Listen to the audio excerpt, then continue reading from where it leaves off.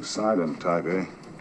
I once knew a boy like you, never said a word, very taciturn.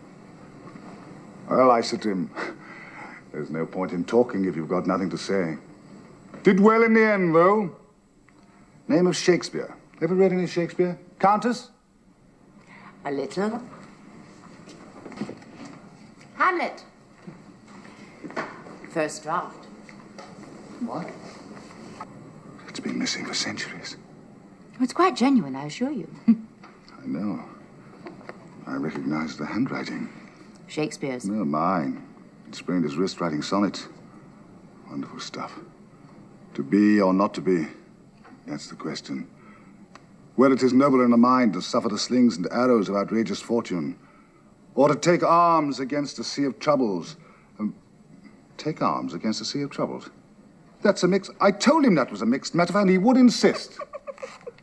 Hello and welcome to the Tin Dog Podcast. In this episode I'll be mostly talking about the latest episode of Doctor Who, being the Shakespeare Code. But of course, before I get to that point, I need to do a few bits of bookkeeping. Well, let's first start off by thanking everyone who's actually sent me some feedback. Huzzah! I got some. I actually got quite a bit. So I will now stop complaining, but I will give you my email address if anyone wants to send any more. It's tin, that's T-I-N, hyphen, dog, D-O-G, at hotmail.co.uk. Oh, I'd also like to thank the person who sent me a script for Doctor Who. It's very nice, but I haven't opened it because I like to think of myself as a bit of a writer, and I know there's a whole exciting world of breach of copyright. So I'm sorry, but that file was instantly deleted because I don't ever want to run the risk of writing a Doctor Who story and having someone come up to me at a convention and going, you know, I sent you a text file or something like that. So thank you very much for sending me that, but I am not going to be reading it for reasons which I've just gone into. Right, the episode this week. Well, the Shakespeare Code, obvious references to a certain, book by Mr. Brown in the title, but not actually in the story itself.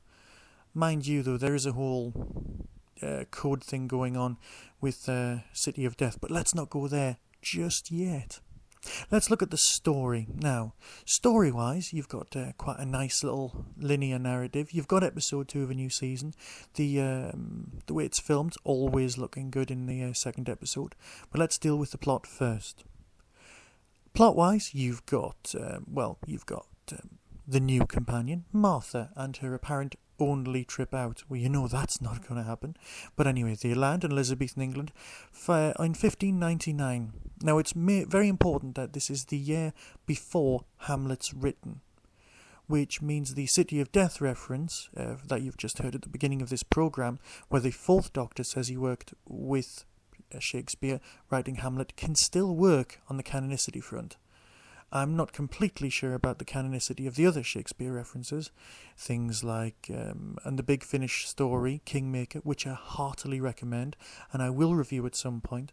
Oh, on the subject of which, I know I'll be rambling, I know I'm staying off the beaten track, but I will be reviewing various stories and some of my favourites in depth once this series is finished. I'll also be looking in much more depth at some of the Doctor's times, the previous Doctors, overviews and themes, if I can find any, and a lot of other things. But anyway, this week we're definitely talking about the Shakespeare Code. Is it a good story? I would say so. Obviously, there's some little moments where you suddenly go, oh, really? Are you sure? Tiny things like Expelliarmus being used to get rid of the aliens. But of course, I've jumped at the end of the plot. That's just like me, really, isn't it? So, they arrive in Elizabethan England. They go to catch a play at the Globe Theatre. If anyone lives in England who's listening, they all know of the Globe Theatre, and of course they know of the rebuilt Globe in London, which of course they used in the very, very long Doctor Who Confidential. 45 minutes it was. That's enormously long. But anyway, I liked this week's story. It had Shakespeare, it had witches, which are two of my favourite things. I mean, let's face it, I worked for 6 years in a theatre. One has to like Shakespeare on some level. After they arrive in Elizabethan England, they do the standard wandering around, getting involved, and then of course they find out about the existence of a sequel to Love Labour's Lost, called Love Labour's Won, which was going to be the original title of the story, until somebody pointed out the whole Dan Brown thing. After that you end up with a nice little let's meet the historical characters, which admittedly Doctor Who hasn't done for a while, honest. And then we move on to a very nice little run around. Oh, there's witches. Oh, they're not really witches. Oh, they're monsters. Doctor loses one of his hearts, then he gets it back. Martha tries it on with the Doctor and fails miserably. More mentions of Rose. It's all fairly pedestrian stuff, but it is very, very well executed. It's definitely a good introduction for a lot of people. For example, someone at my current place of work who had never ever seen Doctor Who, but was aware of my fandom, pointed out after last week's episode that they had absolutely no idea what was going on and why there was rhinos and what was going on at all. This week's episode, I feel, is a lot more accessible. It does have some minor problems for me. Why bother to mention Back to the Future? I mean, to be fair, some of the kids watching the series now won't even have seen Back to the Future, and isn't it a 15 certificate?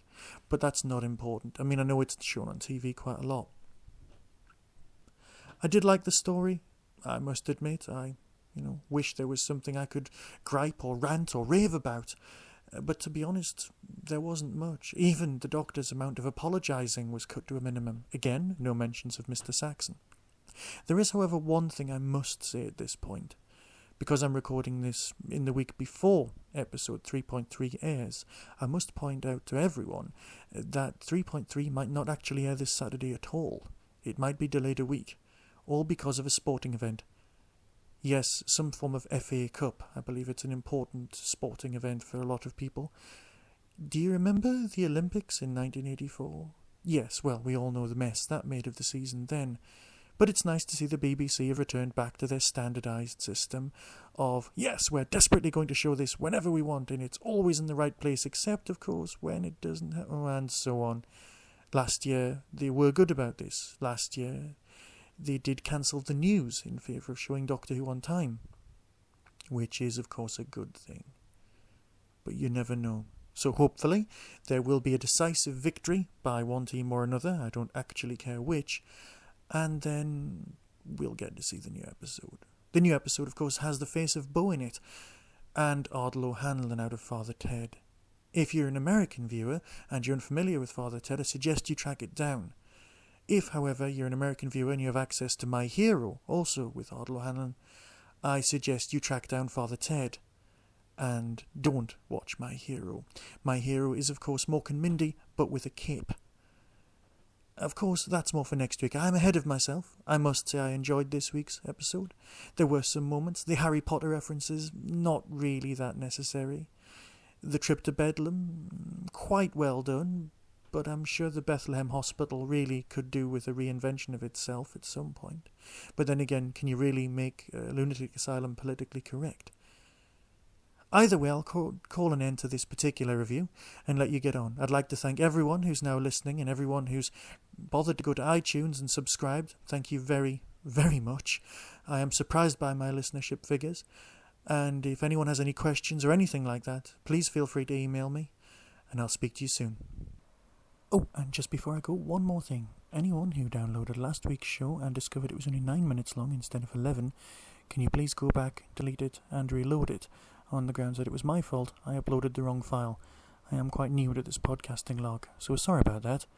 So just delete the review of Smith & Jones, and then reload the review of Smith & Jones, and it should all be marvellous. Thank you very much. Be seeing you.